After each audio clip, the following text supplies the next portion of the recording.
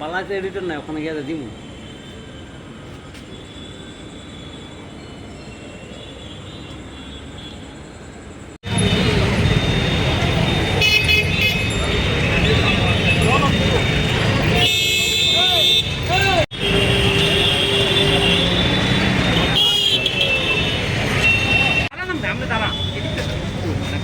Dress police पसंद लगे लगाओ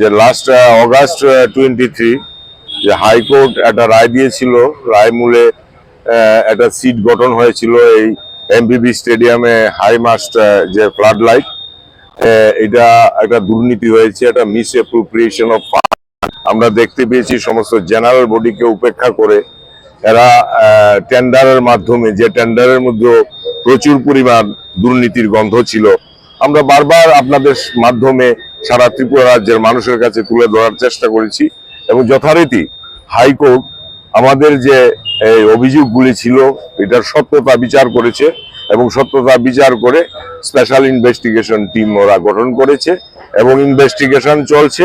ইনভেস্টিগেশনের পরবর্তী ক্ষেত্রে এরা এফআইআরও করেছে যারা যারা দুর্নীতির সঙ্গে যুক্ত ছিল, কিন্তু এখন অবধি অ্যারেস্ট হচ্ছে না।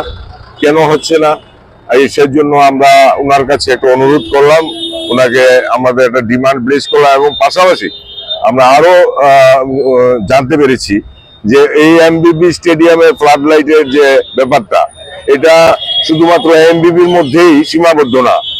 এই ইন্টারন্যাশনাল এই যে আমাদের পিটি গ্রাউন্ড যে ইন্টারন্যাশনাল স্টেডিয়াম, ওখানের যে ফ্লাড লাইট করার কথা, ওখানেও এই সেম দুর্নীতি এই এমবিবি স্টেডিয়ামের মতো ওখানে ওরা, যেখানে 10 কোটি টাকা এগ্রিমেন্টের মধ্যে ছিল, এজেন্সি আরকেএসপি কে দেওয়া হয়েছিল কাজ 2017 সনে, এই আরকেএসপি এটাকে এক্সট্রা আইটেম করে 26 কোটি টাকা করে ওদেরকে 13 কোটি টাকা দিয়ে দেওয়া হয়েছে।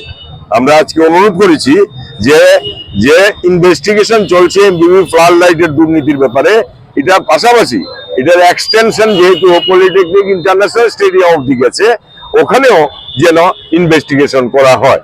এবং আমার সাথে একমত হয়েছেন ডিজিপি সাহেব এবং বলেছেন যে এটা ভালো হয়েছে, আমরা দেখব যে এটার এত বড় দুর্নীতি ওখানে অবধি গেছে, এটা তো আমি জানতে পারিনি, এখন শুনলাম এবং আমি দেখবো। পুলিশ কেন এত মানে ডিলে করছে, কোথাও কি কোনো রাজনৈতিক গন্ধ পাওয়া যাচ্ছে, মানে সেটা কি বলছেন? না, সে তো আমি রাজনৈতিক গন্ধ বলতে পারবো না, তবে আমি আলোচনা ক্রমে যতটুকু বুঝতে পেরেছি এবং আমরা খুব স্যাটিসফাইড যে উনি বলেছেন, দুই একটা ওনারও কোয়ারি ছিল, উনি প্রশ্ন করেছেন, আমরা সেইভাবে ওনার প্রশ্নের উত্তর দিয়েছি এবং উনি আশ্বস্ত করেছেন যে আপনারা কিছুদিনের মধ্যেই এটার আপনারা রেজাল্ট পাবেন।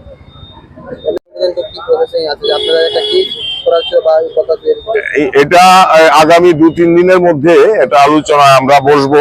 ওরা আমাদেরকে অফার দিয়েছে যে অতি সত্বর কাজটা শেষ করার জন্য, ওরা আমাদেরকে জানিয়েছে এবং আমি দেখতে পেয়েছি এদের এটা এখন মানে বিগত দিন কি ছিল জানি না, কিন্তু আমাদের বিভিন্ন করেসপন্ডেন্সের ফলে এরা এখন কিছুটা পজিটিভ ম্যানার আমরা দেখতে পেয়েছি।